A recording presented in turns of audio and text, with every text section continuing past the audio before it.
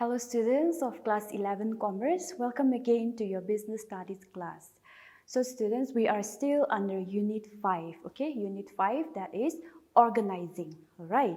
So, we are under the topic types of organizational structure, okay? So there are two types, right? The first one is functional structure and the other one is divisional structure. So in our previous classes, I have covered the first type, that is functional structure, okay? Today, our topic is divisional structure. This is the second type of structure of organization, okay? So let's have a look what this divisional structure is all about.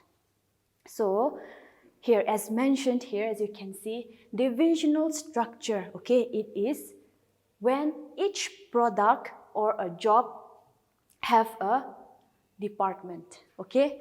I repeat, when each product or a job, they have their own separate department.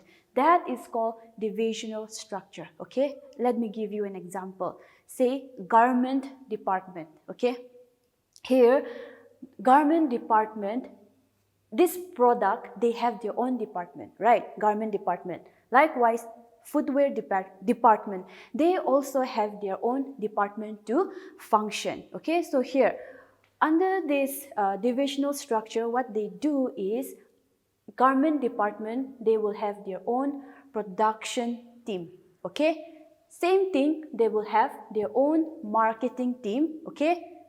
And finance team, all right? Same thing with footwear department also, they will have their own production team, okay? Production team as in they will produce the required products, okay? Marketing team, they will do the sales, marketing, okay? Advertisement for these specific departments. Finance team, they will also do their own work, all right? So here, garment department, they function in their own department. Likewise, footwear also. They will never interrupt in their departments, okay? They do their own work, all right? So they know what they are doing. They are already specialized in their own department, okay? So each department, they mind their own business, okay? Another example again, managing director, okay? Managing director, the top management, right? So he will divide the work into department, okay? Here, managing director have divided the work into department. That is, we have cosmetic department, garment department, footwear department, and electronics department, right? So he have divided this into different departments, okay? So this department, electronics department, they will function in their own department. They are not going to interact with the cosmetic department or whatsoever, okay?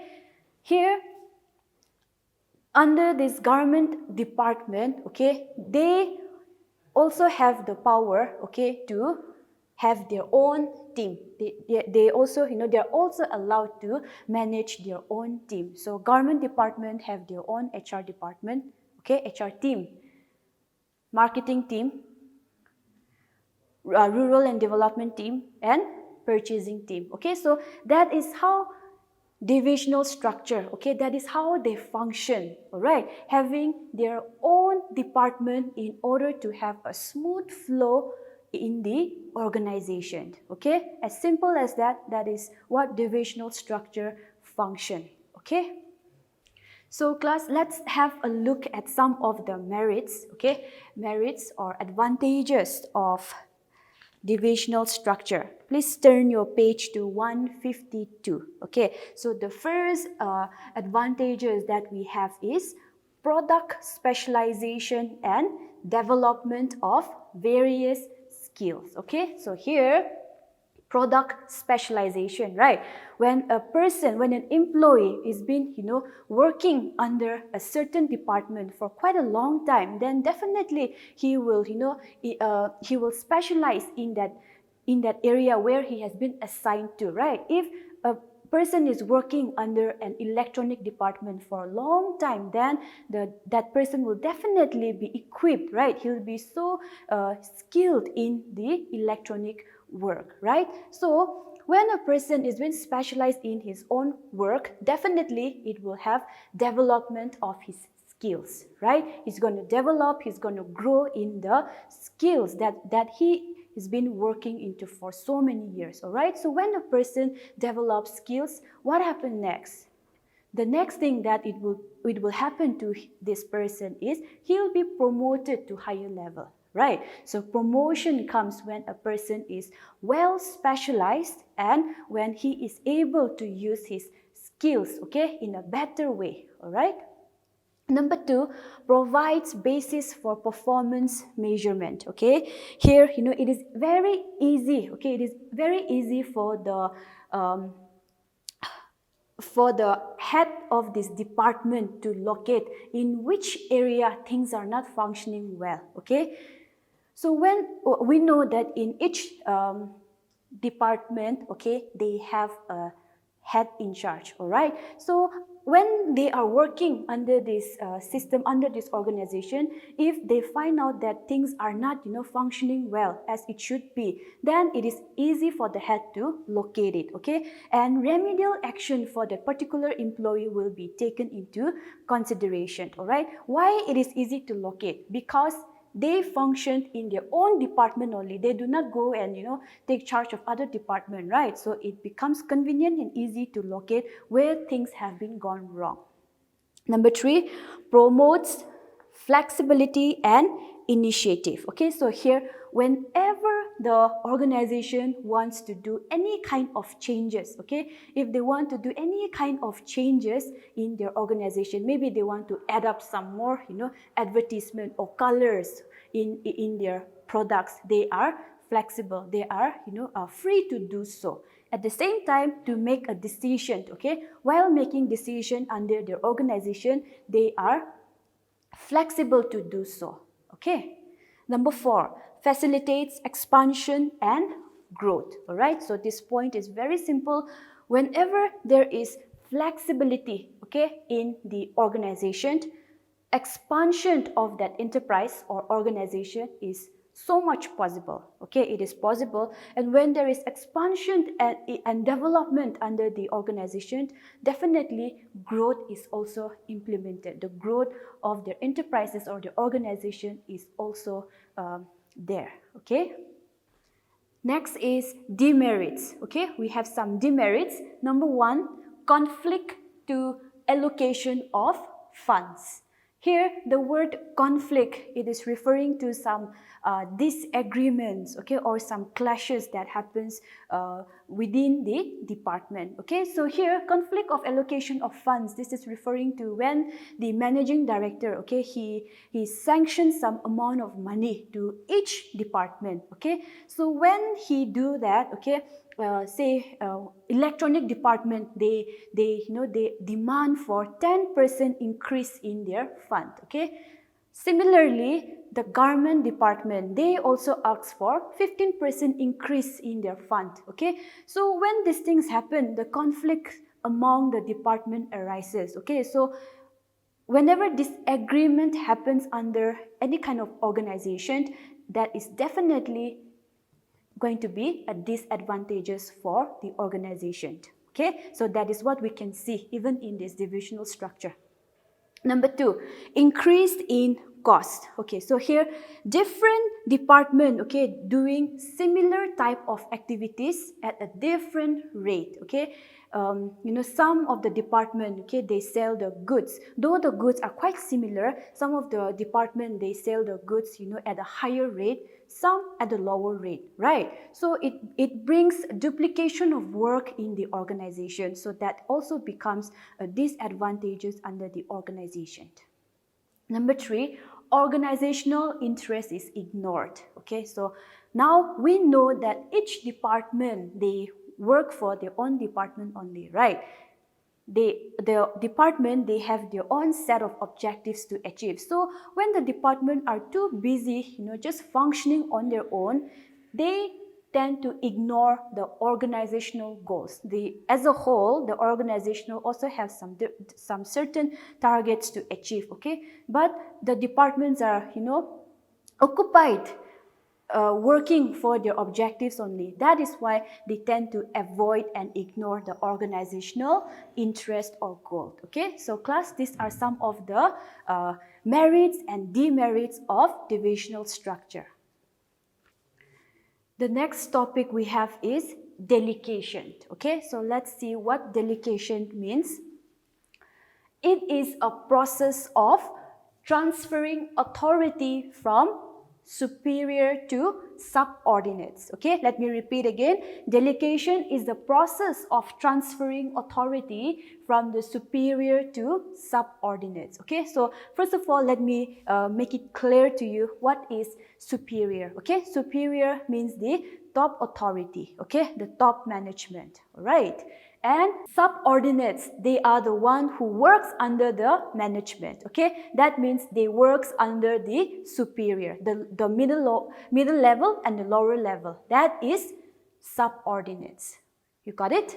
So here, delegation is all about when superior, okay, transfer his authority, okay, or in other words, power. When superior transfer his authority to someone else, that is to the superior, that is delegation, okay, or in other words you can call it as delegation of authority also. Okay, see, no matter how skilled the top level management are, okay, take an example of the managing director, okay, no matter how efficient or skilled he is, okay, definitely he'll be in need of someone to assist his work, right? That is why he transfer his authority, he give some of his authority, okay, some of his power to the subordinates, or that is why in other words he will be also able to relieve some of his burden, some of his responsibilities when he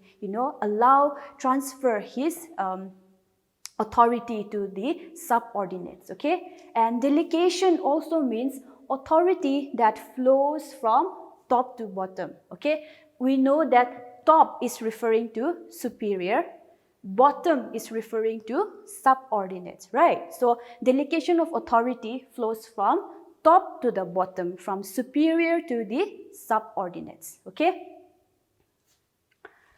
we have some elements, okay, we have some elements of delegation.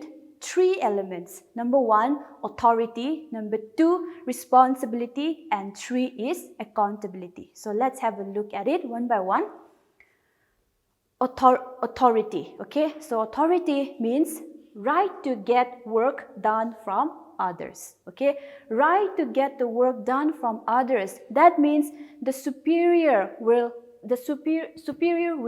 delegate his work to whom? To the subordinates, right? When the superior has the full right, okay, to transfer his authority to someone else, that is authority. Okay, and under authority, okay, they have the right to make any kind of decision that is regarding the organization, any important decision. All those are being tackled by the superiors. All right, they have the right to direct, they have the right to guide, okay, transfer any employees from one department to another. They have the right to do so. Okay, so authority simply means the right to get the work done from others. Okay, number 2 is responsibility.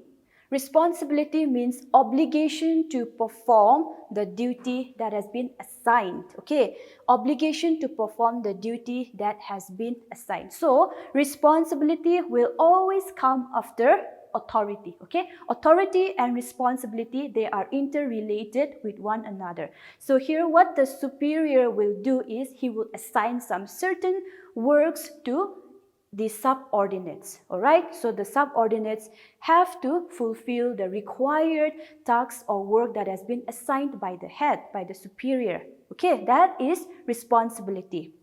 And also know that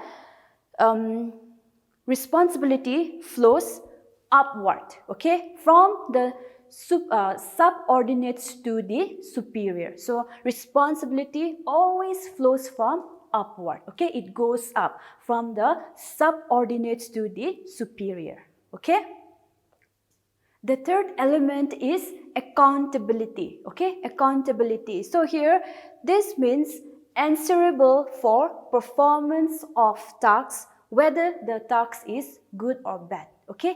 Anyhow, the subordinates will have to report back to the head, that is to the superior, all right? So answerable of performance of tasks, whether it is good or bad.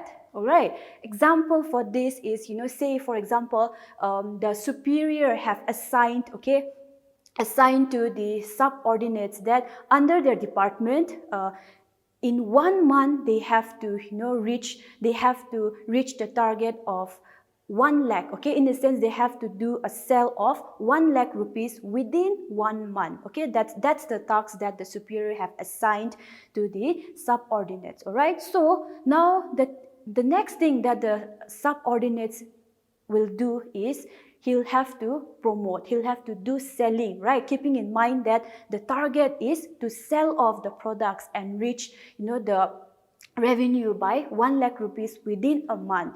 So whether the superior is able to achieve that or no, it doesn't matter, okay? If he's able to achieve, well and good. If not, also he'll have to go and report back to the superior, okay? That is accountability. When the superior, when the superior assigns certain works to the subordinates, the subordinates will anyhow will have to be, report back. Will have to be accountable to their superior, all right? And also know that accountability flows from upward, okay? Upward in the sense it flows from subordinates to superior, all right?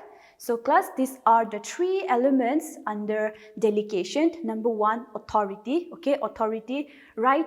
When the right work is being done, okay? I mean, when the authority, allows the superior to do certain kind of work, all right, when he has the authority to do so. And then the other one was responsibility, right? Responsibility when, when the subordinates, they are allowed to do the certain work that has been assigned by their head. And lastly, accountability, okay, when the subordinates are being accountable of the certain tasks that have been assigned by their superior, all right? So class, we will continue the rest of the topic in our next class. Thank you.